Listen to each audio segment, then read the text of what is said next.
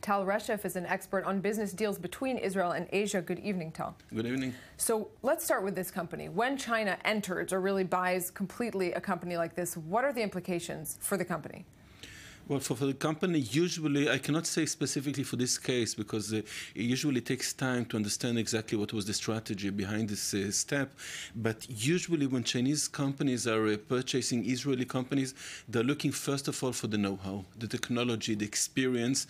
We can see it with Tnuva purchase, we can see it with Huawei purchasing Toga Networks, and with ChemChina purchasing Agam Chemicals. In all those cases, there was a know-how that the Chinese company was looking for, more than the dominance within the Israeli market, which is relatively quite small. So you made some reference to it. When we're looking at major deals being done between China and Israel recently, including, like you mentioned, Tnuva, the largest food producer, agricultural companies, this is all about buying the people and transplanting them in a way, or their knowledge to China? It's the knowledge. It is Chinese and other international companies have very bad experience with trying to attract Israeli workers and managers to work in other countries.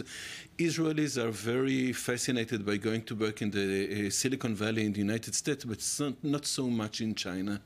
So just how heavily invested is China these days in Israel and Israeli-made products and brands? We do not know.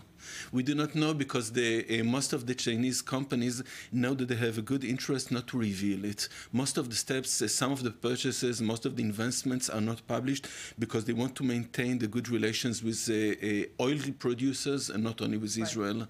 So there's a little bit of a political issue getting in there. There's a lot of political issue because, look, it is China. It is not another country. So it means that whenever a private healthcare company is taking such a step, they're not doing it on their own. They are ordered usually, or at least they are coordinated with the government. And the government has got some interests in it, like bringing technologies into China, like developing the ability to produce high-tech industries in China. Those are not only the interest of the company, is the interest of the state.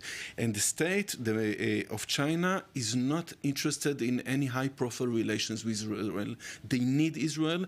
They're working on a free trade zone with Israel, but they do not want to see it on their headlines. So briefly, if you were to sort of put in simple words China's long game going forward, what it's really aiming at with these kinds of investments? China is aiming to becoming a first and maybe the only superpower in the world.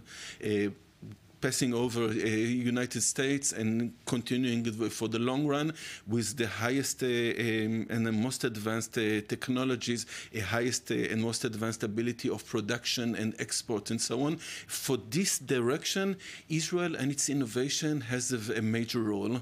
Not the only one, but a major role. Quite a paycheck, either case, for Playtika. Absolutely. $4.4 billion. Tal Reshef, thanks very much for this. Thank you.